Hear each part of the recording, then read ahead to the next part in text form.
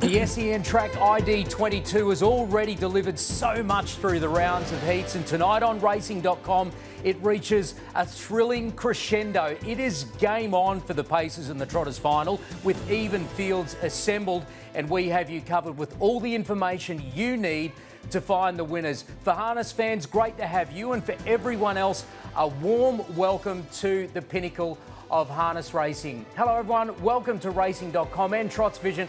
I'm Ryan Phelan, that is Adam Hamilton and Michael Guerin. We are so thrilled to be with you here tonight on racing.com to bring you the SEN track ID22. And Adam, it's a series that's promised and delivered so much, and boy oh boy, the Pacers final tonight, a few stories there. Yeah, not even sure who's going to start favourite, maybe Act Now, but I think the story of this carnival has been, for any sport where men and women compete on a level playing field, we have never in the history of sports seen such female dominance. They won all 9 pacing heats and 10 of the 12 pacing finalists trained by females. And Michael Guerin, so many twists and turns in the Trotters final. It's an intriguing one tonight. Evening, gentlemen. Big hi to everybody watching around Australia, particularly our galloping friends. Thank you for sticking around. We know you have options on a Saturday night. We're going to try and make this entertaining for you, informing the boys and girls on track. We'll bring that emotion to show you what the Inter-Dominion means. As you said, twists and turns. The long-time favourite for the series, injured. He'll be okay, Bolt for Brilliance, but he is not here. Later, Ryan, we'll get right into the gate speed, right into the details of what we're going to see tonight and try and find all our friends out there a winner on this most enjoyable and special of harness racing nights. And you could argue the most pertinent information we often find in the parade ring with the drivers, and that's where we find Jason Bonington. Good evening to you, Jason. Good evening to you, Ryan, Adam, and also Michael. This is going to be the engine room. I'm going to be in the parade ring. I'm not paying rent in South Bank tonight. I've come here. I live here tonight. I won't move a muscle. We're going to find out all the information. Critical, tactical, key information. Who's going to lead? Who's going to trail? Who's going to go forward? Who's going to go back? We're going to try and find you all the winners. And I'll tell you what, I'll be joined by Shannon O'Sullivan. You know what? She can't be with me, and I'll tell you why. She is in the first event, and she's got a live, hope you know, with Jean-Luc. But throughout the course of the night, Shannon O'Sullivan will be giving the final thoughts on all of these races once she's learnt from all the trainers and drivers that we speak to in this beautiful area, the parade ring at Tabcorp Park, Melton. And one man who's going to find out even earlier information at times in the stables is my old mate Gareth Hall. Gareth, it's going to be a magnificent night. We both love the Inter-Dominion. Yeah, no doubt about that, Jason. This is the Inter-Dominion. This is the race that everybody wants to win. And Emma Stewart and Clayton Tonkin have had an SEN track Inter-Dominion to dream about so far, but they'll be trying to win their first Inter tonight in the Pacers final. And they've got 4 big chances after dominating the heats. Here's your favourite. He's already got his gear on and he's ready to rumble. Act Now. I think he'll be leading and be hard to beat there tonight. As we walk down here, Mac Dan's been in sensational form. He's nice and relaxed, ready to go. Here's Honolulu Bay. To me, he's nearly been the find of the Inter-Dominion. He's unbeaten so far, and he looks a treat ahead of the big dance. And right down here, this could be the roughie, Noratak Prince. He might be 3 back the inside, but he also looks a treat. So this could be a history-making night for Emma Stewart and Clayton Tonkin once again. The atmosphere down here in the barn, it's absolutely electric, and we're lucky enough here in Victoria to have the best harness racing caller in the world, and Dan Malecki will be calling all the action tonight. Dan, it's a good evening to you. Thank you very much, Gareth. Yeah, it's an exciting night, isn't it? The weather's terrific. Good crowd rolling up already. Weather fine, track good, and the first event just 5 minutes away. Polly put kettle on is going to run the favourite. I like Serge Blanco here, number 3. I think he represents terrific value. He ran good time last week. Julia Shadow was excellent first up and looks a serious threat again. And the other one that's a chance at odds and firming up is So What. So they're amongst your key chances. But I thought number 3, Serge Blanco, each way in the first of the night. Thanks, Ryan. A special night needs a special caller, and that is Dan Malecki. Back to you throughout the evening, Dan. Thank you very much. It's a race that's very special to us, and it's also special to someone that we really respect in the harness racing industry, and in fact we do as Australians in general. And Gareth Hall is going to tell us a little bit more with that special guest. Hello, Gareth. Hello, Ryan. We've got the broadcasting legend with us, Bruce McAvaney, down in the barn. Bruce, welcome to our coverage here on Racing.com. When was the last time you were at the trots?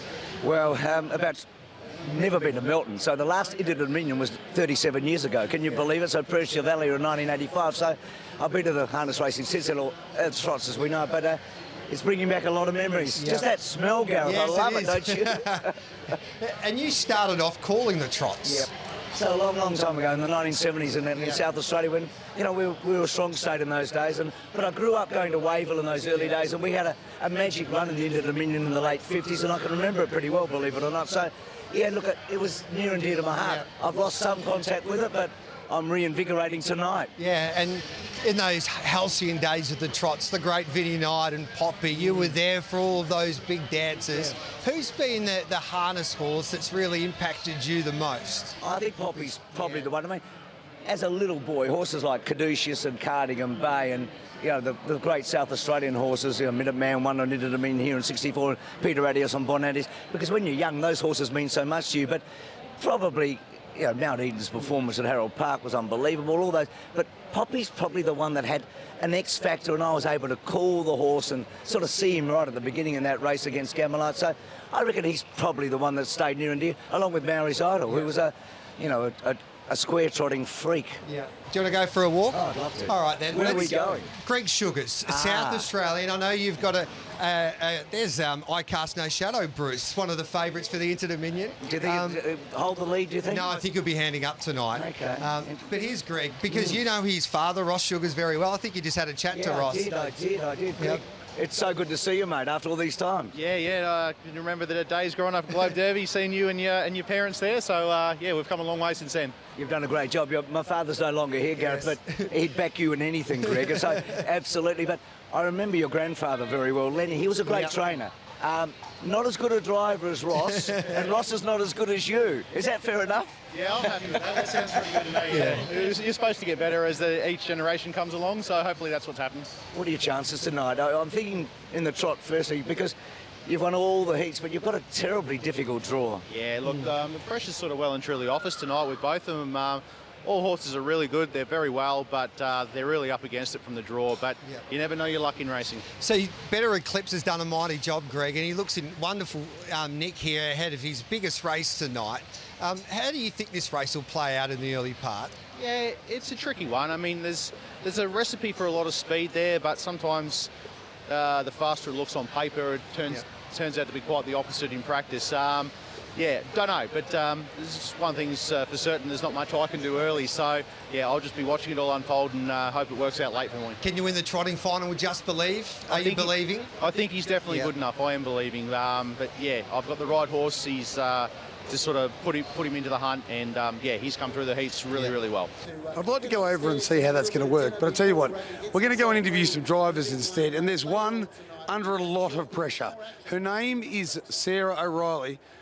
For whatever reason, Andy Gath has done something terrible to you. He's declaring Whiskey Cavalier can't get beat. It's really, really hard. It's a young drivers' championship, but the horse has got a lot of speed. What are your plans in the race, Sarah? Well, Andy sort of just told me to sort of drive him with one run, but... Shannon O'Sullivan is going to be a big part of the coverage, and right now, final touches to the hair. I don't know whether that is a tiara or a fascinator. Shannon, thoughts on race 2? I'm with Whiskey Calavera. I feel this horse is really a drop down in grade for this horse, and I'm going with it overall. I also feel like It's Ebony and Ivory won really well last start, and I think also watch that horse, but I'm with those two, so I'm a bit all over the place trying to get my hair and makeup done, but with those two horses.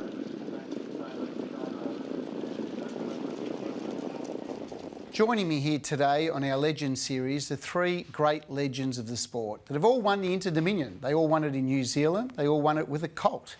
And I'm joined by Noel Alexander with Golden Rain, Jim O'Sullivan with My Lightning Blue, and Bruce Clark with Gamelite. Well, thank you for joining me, gentlemen. And the legend of our sport, Dan Malecki, is about to catch up with him. Dan, over to you. Thank you, guys. Yeah, it's great to catch up with Bruce. I feel like you've been almost as busy as what you would be if you were in the race calling box tonight. How did you get down so quickly, Danny? I just heard Major Moth Gee, he was impressive, wasn't he? He's a good horse, Yeah. isn't he, Bruce? Tell us about your Inter-Dominion highlights, because there was a period in the 50s that the Inter-Dominion carried more prize money than the Melbourne Cup, and I know that you had it very high up there, even in Australia's biggest thoroughbred horse race. No, absolutely. Look, it was probably, to be honest, number 2 to the Melbourne Cup when I was growing up, and I was born in 1953, so South Australia had a big run in the 50s.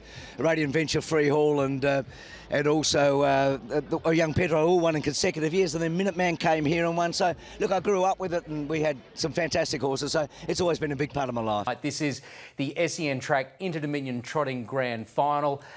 Mick, this is over the 2,760 metres. The barrier draw made this one very interesting, didn't it, as far as speed map is concerned, but it hasn't deterred a lot of punters with Queen Elida, who is drawn a little bit awkwardly off the back. Well, here's the story of Queen Elida, Ryan, because obviously barrier 1 on the second line, Pidzerheim behind Mufasa Metro.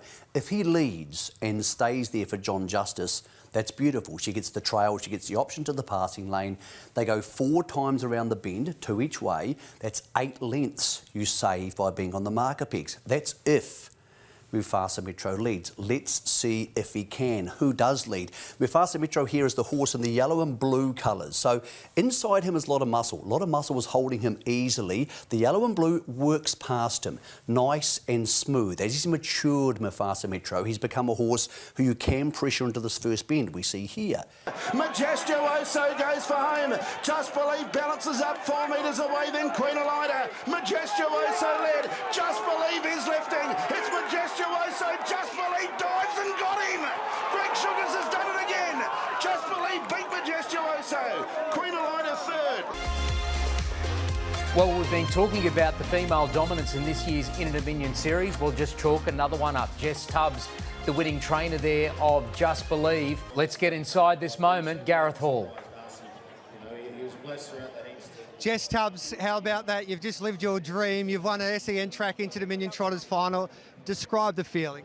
Oh, it's very hard to. I just can't believe it. Like, this is not a trophy I ever expected to be holding. Honolulu Bay's joining in into the straight act now, 4 metres. Honolulu Bay down the outside. I Cast No Shadows pushing through. I Cast No Shadow got through to grab the lead. Torrent St. Late. It's I Cast No Shadow in front. I Cast No Shadow. I Cast No Shadows won it from Torrent St. A photo third. Honolulu Bay in act now. The great supporters of this game, Diane Riley, she owns this pacer, I Cast No Shadow, and she just lived her dream. Come down here, Diane. How are you feeling? Oh, look, words just can't explain how I feel. I was so happy just to get into the Inter-Dominion, and I said if I run between 7 and last, I'll get 7,500. That was good enough for me. The Inter-Dominion, as we've been saying all night to our thoroughbred audience, is our Melbourne Cup. Speaking of Melbourne Cups, Gareth Hall. Yeah, thanks, Ryan. Glenn Boss is just joining us now. He's got Cam Hart and Jason Grimson with him as well. They've just won the Melbourne Cup of Harness Racing, Bossy. Have you enjoyed yourself tonight? Yeah, I have. That race was a really exciting race to watch. You know, obviously the favourite was the leader and it was setting up a nil, but the winner, I Cast No Shadow, looked like it actually just joined in at the top of the straight. Its last quarter, that was really exceptional to watch. Well done. This has been a series to remember. Everyone should be proud. A big thank you to Creative Tech, our team throughout the heats, and also Rainmaker for a wonderful job on this broadcast. Thank you everyone for tuning in to the Inter-Dominion 22. We hope you enjoyed it, and we'll see you next time.